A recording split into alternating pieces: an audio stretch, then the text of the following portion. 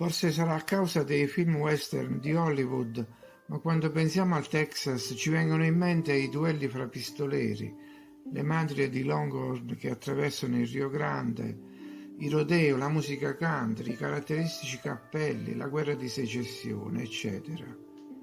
Invece i cowboy erano molto religiosi e acculturati. Sono notevoli infatti gli edifici classici e le cattedrali presenti in quasi tutte le città dello Stato.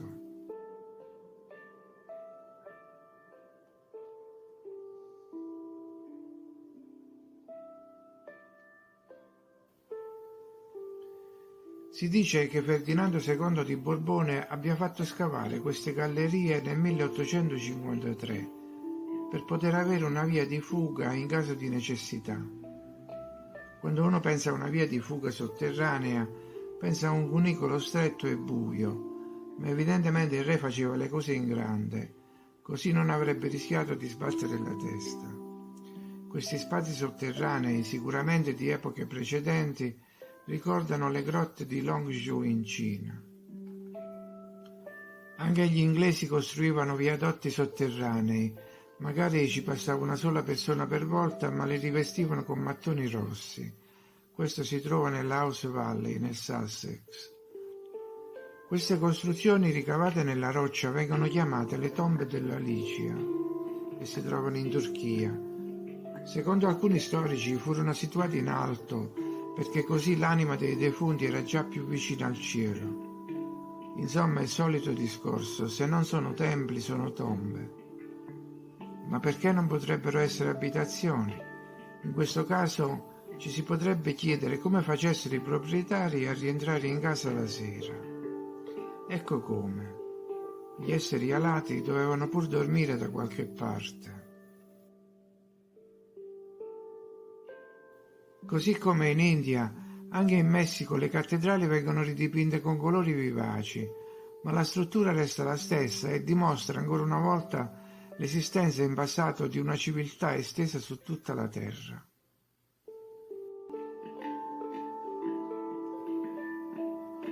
Nella cattedrale di San Lorenzo a Genova è custodito il Sacro Catino, detto anche Graal di Genova, padre risalente alla prima crociata. Si riteneva che fosse smeraldo, ma in realtà è vetro verde. Non si sa come sia stato possibile ottenerlo né tagliarlo in forma esagonale. Questa tavoletta invece è di smeraldo ed è attribuita a Ermete Trismegisto. Qui il mistero è rappresentato dalle iscrizioni, come sono state eseguite e cosa significano. Pietra liquefatta nel tempio di Hathor in Egitto. Era ancora troppo liquida quando sono state fatte le scale o è successo qualcosa dopo, magari un innalzamento della temperatura? Questa forse non è una roccia strana, ma il tronco di un gigantesco albero pietrificato. Si trova in Australia, sulla East Bluff Mountain, e questa doveva essere una delle asce con cui tali alberi venivano tagliati. Un tubo, forse un acquedotto, ricavato da blocchi di pietra che si incastrano l'uno nell'altro in Turchia, a Patara. Probabilmente la roccia è stata prima tagliata per ottenere i blocchi e poi bucata in modo che i fori combaciassero per tutta la sua lunghezza. Un bel lavoro di scalpello. La diga di Tibi, nei pressi di Alicante, in Spagna, costruita si dice alla fine del 1500. È alta 42 metri e larga 33 in alcuni punti. Il progetto dell'arco è impeccabile, calcolato con precisione per frenare la spinta dell'acqua. Ci sono tanti blocchi quante ne occorrono per costruire una mezza piramide. Ma come sono stati tagliati, trasportati e sistemati?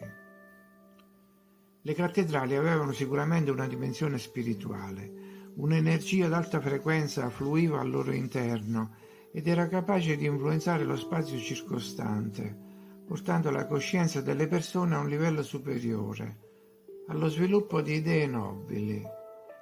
Ma le geometrie sacre sono anche dei modelli matematici complessi che rimandano alla fisica delle particelle e alla loro accelerazione per produrre energie molto elevate.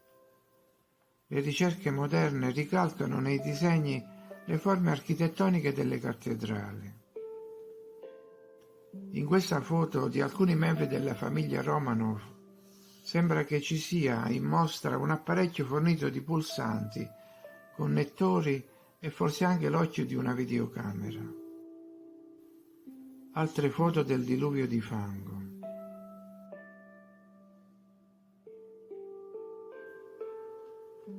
La cimatica è stata anche definita suono visibile.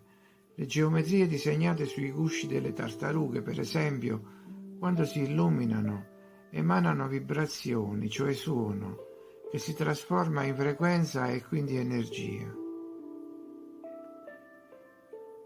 Foto di giganti in strada.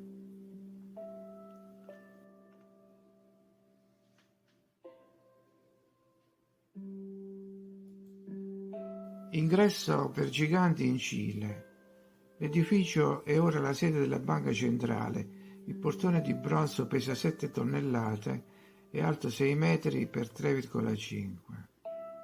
Scheletro di Charles Byrne, alto 2 metri e 31 centimetri, conservato al Royal College of Surgeons a Londra. Dal portone gigantesco alle incisioni minuscole. Questa è una cotta di maglia in ferro. Ogni maglia è stata incisa con una iscrizione, mistero medievale.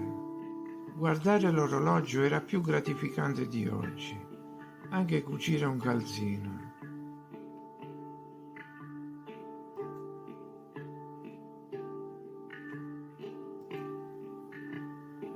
Statue di marmo all'esposizione di Parigi del 1900.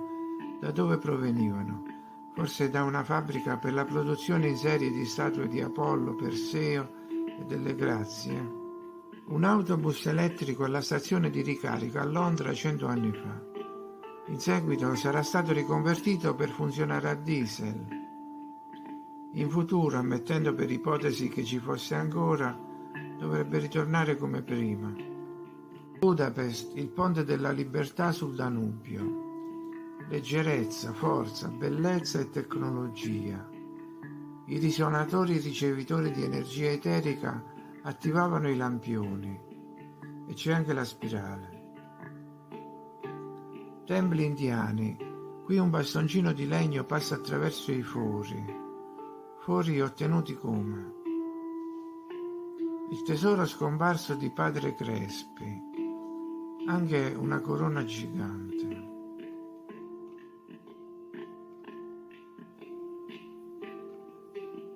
Non hanno inventato nulla, i sandali infradito c'erano già nella tomba di Tutankhamon e le scarpe con le zeppe andavano di moda 3 secoli fa e c'erano anche i taglierini.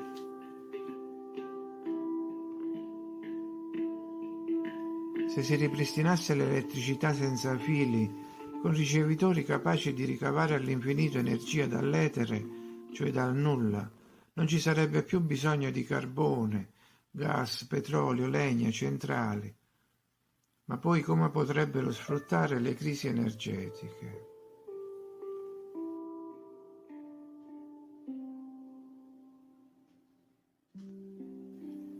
Fenomeni nel cielo. Alcune cronache riportano di draghi volanti in Boemia nel 1533. Ne furono visti circa 400 al giorno per diversi giorni. Una palla dorata nel cielo, scese al suolo, risalì e scomparve. Il 17 maggio 1552 una grandinata in Olanda a Dordrecht con pietre di 4 kg. Cometa gigante avvistata per diverse notti nel 1506. Lisbona 1531, sanguinosi segni di fuoco. Saranno resoconti reali o c'era già qualcuno allora che giocava con gli ologrammi per spaventare la gente? Orologio di Praga. C'è una differenza fra le foto. In alcune, quelle più vecchie, la Terra ha un aspetto, diciamo, pianeggiante.